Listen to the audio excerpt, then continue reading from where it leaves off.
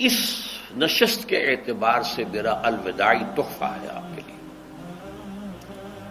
اور وہ یہ کہ میری جو دینی، ملی، تاریخی، سیاسی، عمرانی جو سوچ ہے، جو فکر ہے میرا، جو 50 برس سے زائد عرصے کے مطالعے اور غور و فکر پر مبنی ہے، اس مطالعے میں میری آنکھیں بنیادی طور پر قرآن اور حدیث ہیں، لیکن یہ کہ دنیا کا مشاہدہ، کھول آنکھ، زمین دیکھ، فلک دیکھ، فضا دیکھ، دنیا میں کیا ہو رہا ہے، کیا کیا عوامل ہیں، ماضی کیا تھا، ہم کہاں کھڑے ہیں، اب کہاں جانا ہے، اس پر میری ایک سوچ ہے، میرا فکر ہے۔ پھر یہ کہ ہماری اخروی نجات کا دار و مدار کس چیز پر ہے۔ تاریخ کے بہاؤ کو نہ میں روک سکتا ہوں، نہ آپ روک سکتے ہیں، وہ تو ڈانگ بہتا رہے گا، اور اس کو فیصلہ کرنے والا صرف اللہ ہے۔ کسی فرد بشر کے اختیار میں نہیں ہے کہ وہ تاریخ کے بہاؤ کو موڑ دے۔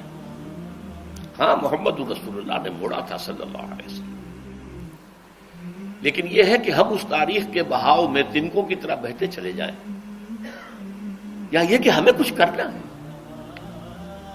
اس اعتبار سے میں اپنے فکر کا خلاصہ آج آپ کی خدمت میں پیش کروں گا، وہ میرا اس سلسلہ اجتماعات کے اعتبار سے الوداعی تحفہ ہوگا۔ اب میں آغاز کر رہا ہوں۔ پہلی بات، اس سبب میں 3 باتیں مجھے کہنی ہیں۔ سب سے پہلی بات یہ کہ زندگی کی سب سے بڑی حقیقت موت ہے۔ ہم بلائے رکھتے ہیں، اپنے ذہن سے اسے دور رکھتے ہیں، لیکن واقعہ یہ ہے کہ زندگی کی سب سے بڑی حقیقت موت ہے۔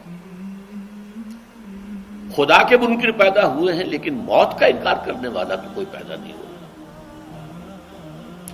اس لیے میں نے آیت آپ کو سنائی، کل نفس ذائقۃ الموت، ہر سی نفس کو موت کا مزہ چکھنا ہے، ہر جاندار کو موت کا مزہ چکھنا ہے۔ ثم الینا ترجعون، پھر ہماری طرف لوٹا دیے جاؤ۔ تو زندگی کی سب سے اہم حقیقت موت، اور موت کے بعد رجوع الی اللہ، آخرت، یہ سب سے بڑی حقیقت ہے۔ ایک حقیقت سب مانتے ہیں، سب جانتے ہیں، دوسری حقیقت کے اوپر پردہ پڑا۔ میں نے اس اعتبار سے نوٹ کیا، یہ الفاظ قرآن میں 3 مرتبہ ہے، کل نفس ذائقۃ الموت، ہر جاندار کو موت کا مزہ چکھنا ہے۔ انبیاء اس سے مستثنا نہیں رہے، رسول اس سے مستثنا نہیں رہے، اولیاء اللہ مستثنا نہیں رہے۔ وقتی طور پر استثناء حضرت عیسیٰ کا ہے کہ ابھی وہ زندہ ہے، لیکن عیسیٰ یاتی علیہ الموت، حضور نے فرمایا عیسیٰ پر بھی موت آئے گی، جب دوبارہ آئیں گے، زمین پر اتریں گے، پھر اس کے بعد ان پر موت وارد ہوگی، ان کی نماز جنازہ پڑھی جائے گی، انہیں دفن کیا جائے گا حضور کے پہلو میں، شادی بھی کریں گے، اولاد بھی ہوگی۔ باقی تو یہ ہے کہ کل نفس ذائقۃ الموت، سب کو موت کا مزہ چکھنا ہے۔ عیسیٰ بھی بالآخر اس سے مستثنا نہیں رہیں گے، بلکہ قرآن میں ایک جگہ کہا گیا ہے افإن مت فہم الخالدون، کیا ہے نبی، اگر آپ کا انتقال ہو گیا تو یہ کیا ہمیشہ رہیں گے؟ کون ہے دنیا میں جو ہمیشہ رہے؟ انتقال تو ہونا، آپ کا بھی ہونا ہے۔ انک میت وانہم لمیتون، یہ تو مختصر ترین الفاظ تھے۔ اس سے آگے بڑھیے، سورہ انبیاء میں فرمایا کل نفس ذائقۃ الموت وَنَبْلُوكُمْ بِالشَّرِّ وَالْخَيْرِ فِتْنَةً وَإِلَيْنَا تُرْجَعُونَ، ہر جاندار کو موت کا مزہ چکھنا ہے، اور اس سے پہلے پہلے ہم تمہیں آزماتے رہیں گے، خیر کے ذریعے بھی، بھلائی دے کر، صحت دے کر، دولت دے کر، اولاد دے کر، شہرت دے کر، اور برائی کے ذریعے سے بھی، تنگ دستی دے کر، بے عزتی دے کر، اہانت دے کر، ذلت دے کر، وَإِلَيْنَا تُرْجَعُونَ، اور پھر ہماری طرف لوٹائے جاؤ گے۔ یہ وہ دوسری حقیقت جو میں نے کہا کہ جس پر پردہ پڑا ہوا ہے، بہت بڑا پردہ ہے۔ لوگ یہی سمجھتے ہیں کہ یہی دنیا کی زندگی ہے۔ قرآن کہتا ہے اِنَّ الدَّارَ الْآخِرَةَ لَهِيَ الْحَيَوَانُ لَوْ كَانُوا يَعْلَمُونَ، یہ تو آخرت والی زندگی ہے جو اصل زندگی ہے، کاش کہ انہیں معلوم ہوتا۔ اس سے بھی زیادہ تفصیل سے یہ آل عمران میں آئی آیت، کل نفس ذائقۃ الموت وانما توفون اجورکم یوم القیامہ، ہر جاندار کو موت کا مزہ چکھنا ہے اور پھر تمہیں پورا پورا تمہارا اجر اور بدلہ دے دیا جائے گا قیامت کے دن۔ فمن زحزح عن النار وادخل الجنۃ فقد فاز، جو کوئی آگ سے بچا لیا گیا اور جنت میں داخل کر دیا گیا وہ تو کامیاب ہو گیا۔ اللہم ربنا اجعلنا منہم، اللہم ربنا اجعلنا منہم، اللہم ربنا اجعلنا منہم۔ وما الحیات الدنیا الا متاع الغرور، اور دنیا کی زندگی تو سوائے دھوکے کے سامان کے اور کچھ نہیں ہے۔ دھوکہ کس معنی میں؟ یہ تمہیں اصل زندگی سے غافل کر دیتی ہے۔ تم کہیں سفر پر جا رہے تھے، تمہارا کہیں گھر تھا، تمہیں واپس آنا تھا، تم راستے ہی میں کسی دلچسپی میں ایسے مگن ہوئے کہ گھر بار سب بھول گئے۔ یہ تو تمہارا عارضی سا سفر تھا، تم نے اسی کو اپنی منزل بنا لیا، اپنا ٹھکانہ بنا لیا، تو دھوکہ دیا اس نے تمہیں۔ ویسے دنیا کی زندگی دھوکہ نہیں ہے، بڑی حقیقت ہے، اس لیے کہ حضور نے فرمایا انما الدنیا مزرعۃ الآخرہ، یہ دنیا آخرت کی کھیتی ہے، یہاں بو گے تو وہاں کاٹو گے، یہاں کچھ کمائی کرو گے تو وہاں اس کا بدلہ ملے گا۔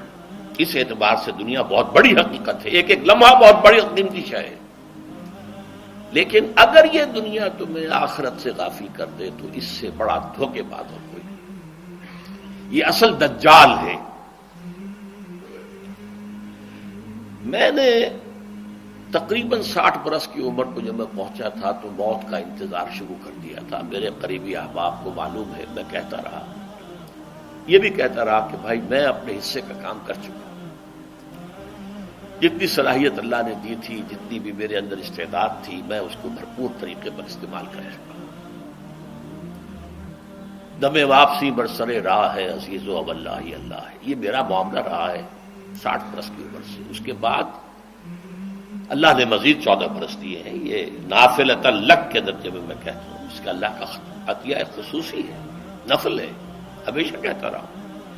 مسنون زندگی تو 61 برس ہے ہمارے حساب سے۔ علامہ اقبال کے بارے میں سنا ہے کہ رویا کرتے تھے کہیں میری عمر حضور کی عمر سے زیادہ نہ ہو جائے۔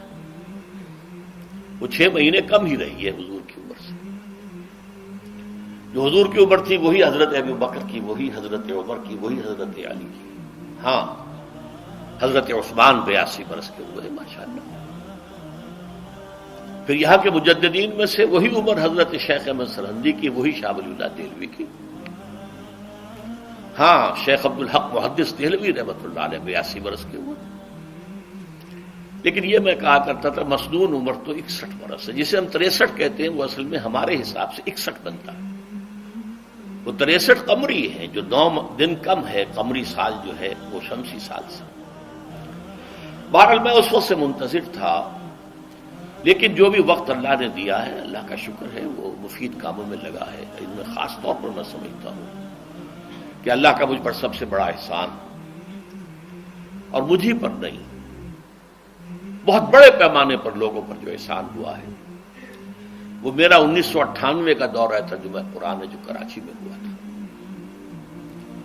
1998 کے مارچ میں میرا بڑا آپریشن ہوا، دونوں گھٹنے تبدیل کیے گئے، لیکن 98 کے آخر میں، حالانکہ میں چل نہیں سکتا تھا، کراچی میں مسجد جو ہے اونچی ہے، دوسری منزل پر ہے، تو خاص ریمپ بنایا گیا جس کے ذریعے میں ویل چیئر پر مجھے لے جایا جاتا تھا۔ میں نے درس دیا۔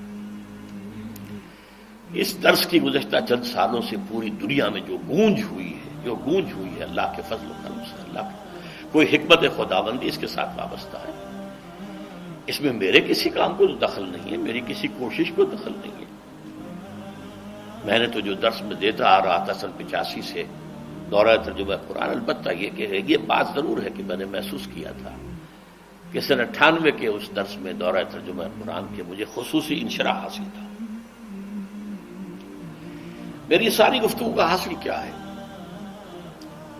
دیکھیے، نظریاتی تحریکوں کا تعلق اشخاص سے نہیں ہوتا، ٹھیک ہے، کوئی اس کا داعی ہوتا ہے، کوئی اس کا مؤسس ہو جاتا ہے، کوئی اس کا آغاز کرنے والا ہوتا ہے، لیکن نظریاتی تحریک افراد سے وابستہ نہیں ہوتی۔